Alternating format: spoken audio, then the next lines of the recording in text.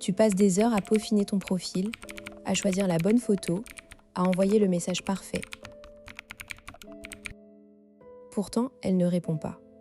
Ou alors elle répond, mais elle finit par choisir un type qui ne fait rien comme toi. Un mec un peu bizarre, imprévisible, qui la fait douter. Et toi, tu restes là, à te demander ce que tu as fait de travers. C'est frustrant, n'est-ce pas? Presque humiliant parfois. Tu te dis que la logique devrait primer. Si tu es intelligent, attentionné, stable, tu devrais gagner. Mais l'attirance ne fonctionne pas comme un algorithme de matching. Il y a un mécanisme bien plus profond que la science commence à décoder. Une étude de Whitchurch, publiée dans le Journal of Experimental Social Psychology, a mis en lumière un paradoxe déroutant. Les femmes préfèrent les hommes qui présentent une légère faille, une unicité, plutôt que ceux qui sont irréprochables. Le parfait fait peur. Il semble trop beau pour être vrai, ou pire, il n'a pas d'âme. Bizarrement, c'est l'imperfection subtile, le petit grain de sable, qui rend un homme réel, accessible et donc désirable. Dans cette vidéo, je vais te montrer pourquoi le parfait est un désastre amoureux et comment ta propre singularité peut devenir ton plus grand atout. Après avoir regardé cette vidéo, tu ne feras plus jamais la même erreur. Tu comprendras pourquoi les femmes sont biologiquement programmées pour détecter l'unicité, pas la perfection. Tu sauras exactement quoi faire pour cultiver cette différence sans tomber dans le cliché du bad boy. Tu repartiras avec 3 techniques concrètes, testées, pour devenir ce type mystérieusement attirant. Et surtout, tu arrêteras de te flageller pour ne pas correspondre à un standard qui, de toute façon, repousse. Accroche-toi, ça va te retourner le cerveau. Tout le monde te dit « sois parfait ». Aie un bon job, un corps athlétique, des hobbies intéressants. Sois toujours à l'écoute, ne fais pas d'erreur. Et toi, tu passes ta vie à essayer de cocher toutes les cases. Tu vas à la salle, tu lis les bons livres, tu travailles sur ta carrière. Mais plus tu deviens parfait, plus tu sembles transparent. Pourquoi? Parce que la perfection, c'est la mort du désir. Quand tu es parfait, tu es prévisible. Et le prévisible, ça n'excite pas. Ça sécurise, à la rigueur, mais ça n'attise pas la passion. Les femmes, comme tous les humains, ont un cerveau conçu pour s'intéresser à ce qui sort de l'ordinaire. La nouveauté, le petit danger, l'incertitude contrôlée. Voilà ce qui active la dopamine. Un type trop lisse, c'est comme une playlist de chansons qu'on connaît par cœur. Rassurant mais ennuyeux. Pourtant, les conseils mainstream te poussent à devenir ce mec lisse. Ils te disent de sourire tout le temps, d'être d'accord avec tout, de ne jamais la transparaître. Résultat, tu deviens un clone sans saveur. Et les clones, personne ne les remarque. Le pire, c'est que ce conseil de perfection a un effet pervers. Il te rend anxieux, tu as peur de la moindre faille, du moindre faux pas. Chaque interaction devient un examen où tu dois obtenir 20 ZRES. Stress, sueur, malaise. Et la femme en face le sent. Elle voit que tu n'es pas naturel, que tu joues un rôle. Et ça, c'est repoussant. Alors que si tu avais accepté tes petites bizarreries, tu aurais été centré, détendu, plus magnétique. Le vrai problème n'est pas d'être imparfait, mais de croire qu'il faut être parfait. L'étude de Whitchurch en 2010 a été un vrai pavé dans la mare. Elle a recruté 120 étudiantes et leur a demandé d'évaluer des profils masculins. Mais ces profils avaient un détail.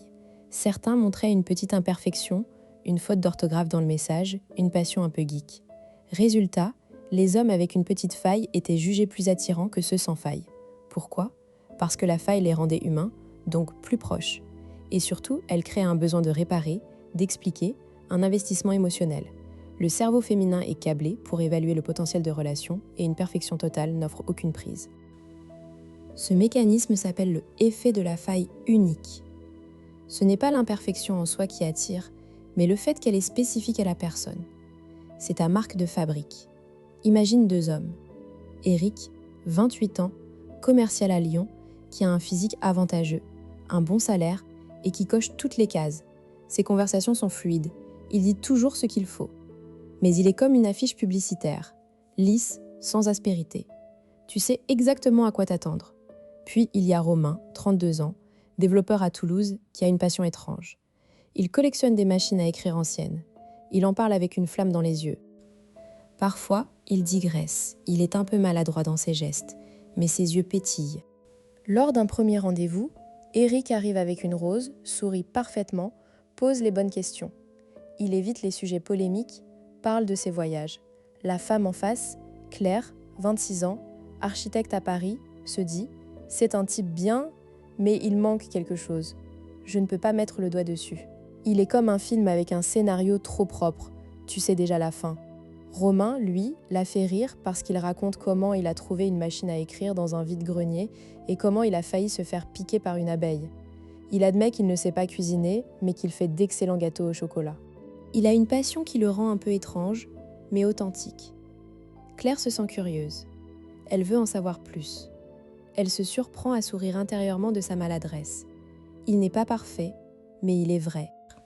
Après le rendez-vous, Claire réfléchit.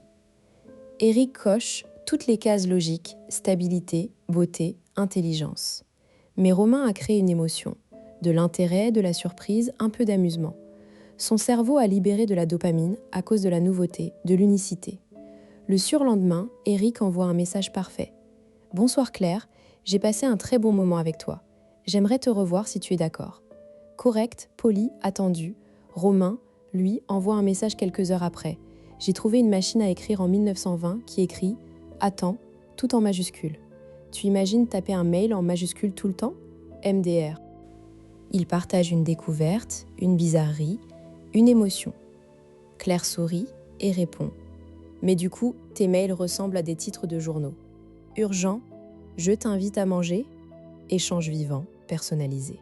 Le sujet est absurde, mais c'est leur petit jeu. En 3 messages, Romain a créé un monde à 2. Le 4e jour, Éric propose un 2e rendez-vous dans un restaurant chic. Romain propose un pique-nique au bord de la Garonne, avec des canards et un appareil photo vintage. Claire choisit Romain. Pas parce que Éric est mauvais, mais parce que Romain est unique. Il ne joue pas un rôle. Il a accepté ses bizarreries et elles sont devenues son attractivité principale. L'étude de Whitchurch montre que les femmes sont prêtes à investir plus de temps et d'émotion dans un homme qui a un petit défaut, car cela crée une opportunité de connexion. Le parfait est fermé, l'imparfait est ouvert à l'interaction. Maintenant, comment transposer cela dans ta vie réelle ? Première étape, identifie tes propres bizarreries. Pas les gros défauts, type être toxique, mais les petits traits uniques.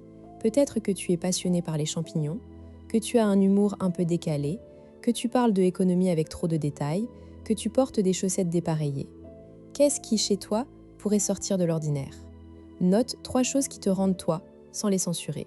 Deuxième étape, exhibe-les subtilement. Pas besoin de les annoncer comme une carte de visite, mais quand le sujet s'y prête, laisse transparaître cette facette.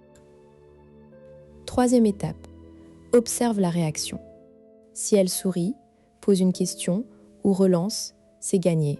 Si elle est perplexe ou détourne la conversation, peut-être que ta bizarrerie est trop cryptique ou négative. Ajuste, l'idée n'est pas de la choquer, mais de l'intriguer. Par exemple, si tu es passionné de train, tu ne vas pas lui réciter les horaires de la ligne Paris-Lyon, mais tu peux lui raconter l'ambiance d'une gare au XIXe siècle, les voyages, les rencontres. Tu transformes ta bizarrerie en une histoire qui fait réfléchir ou rêver. C'est ainsi que tu deviens mystérieux, pas étrange repoussant. La grande erreur serait de croire que n'importe quelle faille fonctionne.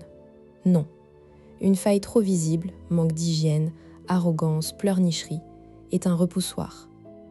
L'étude de Whitchurch montre que la faille doit être perçue comme humaine, pas comme un défaut rédhibitoire. Par exemple, un peu de maladresse sociale, hésiter, bafouiller un peu, est pardonnable, mais être maladroit émotionnellement, insensible, froid, ne l'est pas. La clé est l'authenticité. Une faille que tu assumes sans complexe, qui fait partie de toi, devient une force. Alors que la même faille, si tu la caches ou que tu en as honte, devient un point faible. L'assurance fait la différence. 2 erreurs fréquentes. Soit tu caches tes bizarreries par peur d'être jugé, soit tu les exagères pour te donner un genre. Les 2 sont mauvaises. La première te rend lisse et transparent. La deuxième te rend caricatural et ridicule. La voie juste est l'équilibre, assumer ta singularité sans en faire un étendard. C'est la nuance que beaucoup ne comprennent pas. Être un peu bizarre ne signifie pas être asocial ou provoquant. C'est simplement être toi-même, avec ce petit grain qui te rend mémorable. Technique 1. La faille contrôlée. Choisis un trait. Par exemple, tu es passionné de jeux vidéo rétro et utilise-le comme point d'ancrage. En premier rendez-vous, au lieu de la conversation standard sur le travail, Parle de comment tu as déniché une console Game Boy en brocante et comment elle fonctionne encore. Ensuite, lance un défi. Tu crois que tu battrais mon score de Tetris? Tu crées un jeu, un défi. C'est interactif, c'est mémorable. Et si elle n'y connaît rien, elle sera curieuse de voir ce monde inconnu. L'essentiel, n'en fais pas des tartines. 3 phrases, une anecdote et tu passes à autre chose. La faille devient un petit mystère, pas une obsession. Technique 2. Le désaccord constructif. Dans une conversation, au lieu d'être toujours d'accord, exprime un point de vue décalé, mais respectueux. Par exemple, elle dit qu'elle aime les comédies romantiques. Toi, tu dis « Je trouve ça souvent trop prévisible. Mais j'aime bien les films qui finissent mal, ça fait réfléchir. » Elle va te challenger, argumenter, et vous allez créer une vraie tension intellectuelle. C'est l'opposé du consensus mou. En désaccordant légèrement, tu montres que tu as une personnalité, que tu ne te plies pas à tout. C'est une forme de bizarrerie sociale, oser penser différemment. Mais fais attention au ton, reste léger, souriant. Ne sois pas combatif. Technique 3. Le silence intentionnel. Dans une conversation, après une question, marque une pause de 2 secondes avant de répondre. Pas un silence gêné, mais un silence réfléchi. Cela crée une attente, une micro-tension. Les gens sont habitués à des réponses instantanées, formatées. Ton silence dit « Je prends le temps de penser à ce que tu as dit ». C'est déroutant, un peu bizarre sur le moment, mais cela donne du poids à tes paroles. Par exemple, tu veux qu'on se revoie? Oui, j'aimerais. Ce petit blanc fait que ta réponse semble plus sincère, plus pesée. La femme le remarque et cela te rend plus intéressant. Tu pourrais me dire « Mais si j'exhibe mes défauts, je vais passer pour un bras cassé, non ?» Bonne question. La nuance est cruciale. Ce n'est pas un défaut que tu exhibes, c'est une particularité. La différence est dans le regard que tu portes dessus. Si tu aimes les jeux vidéo et que tu assumes avec fierté, ce n'est pas un défaut. Si tu dis « je suis un geek », c'est grave. Ça en devient un. Le même trait peut être sexy ou pathétique selon la façon dont tu le portes. Donc avant tout, accepte-toi. Travaille sur ton estime de toi pour que ta bizarrerie devienne un atout, pas une faiblesse. Un autre blocage fréquent, et si elle n'aime pas ma passion, alors tant pis. Tu ne veux pas être avec quelqu'un qui te juge pour ce que tu es. Si ta passion pour les champignons la dégoûte, ce n'est pas la bonne personne. L'important n'est pas de plaire à tout le monde, mais de filtrer les personnes compatibles. La bizarrerie est un outil de tri. Elle attire celles qui sont en résonance avec toi et repousse celles qui ne le sont pas. C'est gagnant-gagnant. Tu perds du temps à essayer de plaire à toutes, alors qu'en montrant qui tu es vraiment, tu attires les bonnes. Enfin, dernier point, la perfection que tu poursuivais est un idéal inatteignable et contre-productif. Derrière chaque homme parfait, il y a un mec qui se cache. Les femmes le sentent. Elles préfèrent un homme imparfait mais authentique plutôt qu'un humain statue. La prochaine fois que tu te prends la tête à tout contrôler, rappelle-toi de l'étude Whitchurch. Une petite faille rend plus désirable. Alors au lieu de la masquer, cultive-la avec confiance. C'est ta signature. Voilà. La boucle est bouclée. Tu as commencé en croyant qu'il fallait être parfait et tu finis en comprenant que c'est l'inverse. Ta singularité est ton meilleur outil de séduction. Alors arrête de vouloir être le clone d'un mâle alpha générique. Deviens la version la plus intense de toi-même, avec tes passions bizarres, tes silences déroutants, tes opinions décalées, et observe les réactions. Le changement est immédiat.